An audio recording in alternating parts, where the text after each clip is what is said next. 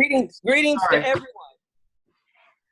I am Rosemary Davis, and I'm from Monroe County, and I'm from the Pocono Mountains.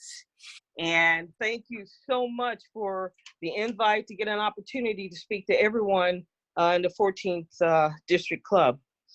I want to just start out by giving you some information about my background. I'm a heavy auditor, and not only just a auditor with a lifelong sees books, the accounts, the records, any individual or any operation that is a recipient of Pennsylvania taxpayer funds. That's what the office is mandated and charged with, actually making sure that those funds are being spent in a prudent way and in a compliance with the laws, and that there are no fraud or irregularities or abuse that's taking place. So with all that in mind, let me tell you about my background. I am a certified public accountant that is independent, no ties, no affiliations to anything. I have no political debt. I have been in the profession for 34 years, plus years. And my expertise falls in the lines of performing auditing, accounting operations, management consulting. And I started my career out as a federal auditor working for the Office of the Inspector General under the U.S. Department of Agriculture. After a few years, I transitioned into public accounting, where I worked for the largest CPA firm in the world, and that was PricewaterhouseCoopers, and also Watson Rice. I started out as a staff and worked my way up to the level of senior audit manager, where I was actually running huge projects, being, for example, one being the city of New York. That is one of my clients as we speak right now, where my team worked along with other firms, and we audit the comprehensive annual financial report, which is called the CAFR, and we also conduct the single audit for every single program that is a major program and minor program that is funded by all of the various different agencies within the U.S. government. My expertise is auditing, of course, federal, state, local governmental operations, nonprofit organizations, colleges, universities. We're talking about publicly traded corporations on Wall Street and privately held corporations as well. I've got a well-rounded, broad and vast type of background. And I'm also an elected official in my township, in Monroe County. I happen to be the vice chairman of the Smithfield Township Board of Auditors, and I was elected in 2017. And I'm also Davis, we've come to the end of our 3 minutes. Well, I'm almost there. I also own a financial management consulting practice, and I am very interested in hearing from everyone there, and I love to get your support. And I am a dynamic professional that is ready from day one to be an effective Auditor General for the state of Pennsylvania. We had some questions about the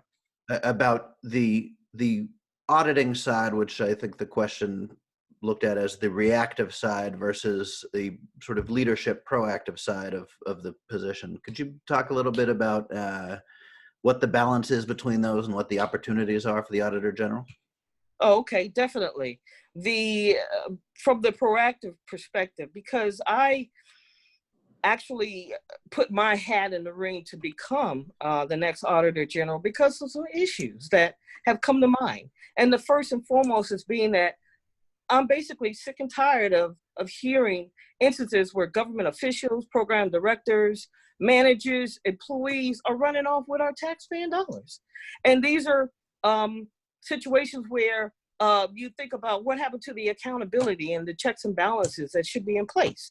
So with that in mind, there are some areas that as the Auditor General, yeah, you can be proactive. One being increasing the accountability of these third-party contractors and so forth, folks that are receiving our tax dollars and not actually performing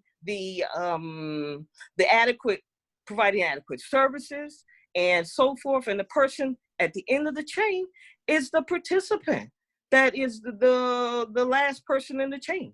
And that happens a lot because I have a 79-year-old disabled mother that I take care of, and the senior citizen site programs, they're outsourced to third-party people. And these guys are out here providing grossly inadequate services. And at the end of the day, the participants, being the seniors that are partaking these services, they're being told not to complain, not to say anything about it, which is a travesty to me. And I even wrote to the state, the county, and the third-party contractor to say, hey, what's going on with this? And the state says, no, I have no interest. It's not my problem. County says it's not my problem. And the third-party contractor says it's not his problem. Look, the Auditor General goes out there and could proactively start performing performance-based audits across the board. In addition to, there's a lot of mandated audits that are out there that they're required to do. So let's beef it up in that area. And also, one of the things that need to be looked at too as well, I'm almost there. One of the things they need to do too as well is actually focusing on a lot of little different areas, especially one being school funding inequality. That's huge for everyone. And I think that that's a new approach can be taken from a top-down approach, not just focusing on at the end after the funds have already been distributed to the various school districts. At that point, you're looking in terms of, reaffirming school board management decisions. And you can also focus on that because you want to make sure taxpaying dollars are being spent adequately and properly to educate our kids. But you also want to make sure that the stipend or the funding that was sent to the schools is proper. All right, thank you.